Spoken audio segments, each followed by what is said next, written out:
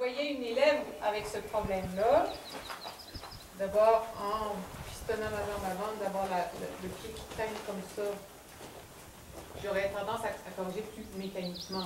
Avec les élèves, on ne parle pas de chi, la jambe légère, et j'aurais tendance à dire, au bout du transfert de poids, ça revient un peu à ce que François disait, mais au bout du transfert de poids, pendant le transfert de poids et au bout du transfert de poids, de bien relâcher la jambe, de bien détendre la jambe et mon genou va tomber un peu. Et c'est parce que mon genou tombe que mon pied vient sur les orteils. Et à ce moment-là, c'est oups, et c'est pas tout le pied qui traîne. Ça te faisait tomber, c'est vers l'intérieur. Oui. Si tu... Je bascule le bassin, je transfère le poids, et si j'ai tendance à raidir cette jambe-là pour faire le transfert de poids, là, je suis poignée avec une jambe de bois, et ça... OK. Alors que, si en transférant, à mesure que je mets le poids sur la jambe avant, je relâche, le genou tombe, et ça met mon pied sur les orteils, et à ce moment-là, la jambe est plus légère.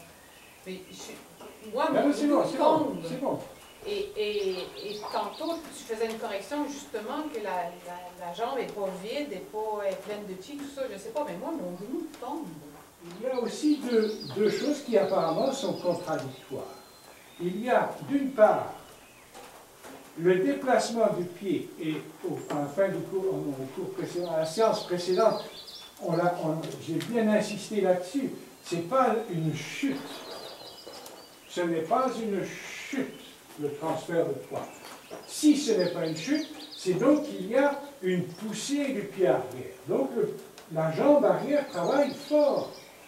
Je pousse, je transfère le poids. Mais la poussée progressivement doit se détendre, doit se défaire, s'amenuiser et aboutir à rien du tout. Quand mon poids est à l'avant, il n'y a plus rien comme poussée à l'arrière. Mais ça ne veut pas dire pour ça que la jambe arrière a décollé. Donc, il y a ce que tu amenais, la tension, la détente, hop, qui fait tomber, qui aide à faire tomber le genou un peu vers l'intérieur, et hop, voilà. Et non pas comme ça. Donc, les deux ne sont pas deux contraires. Ce sont deux choses qui interviennent à des moments différents.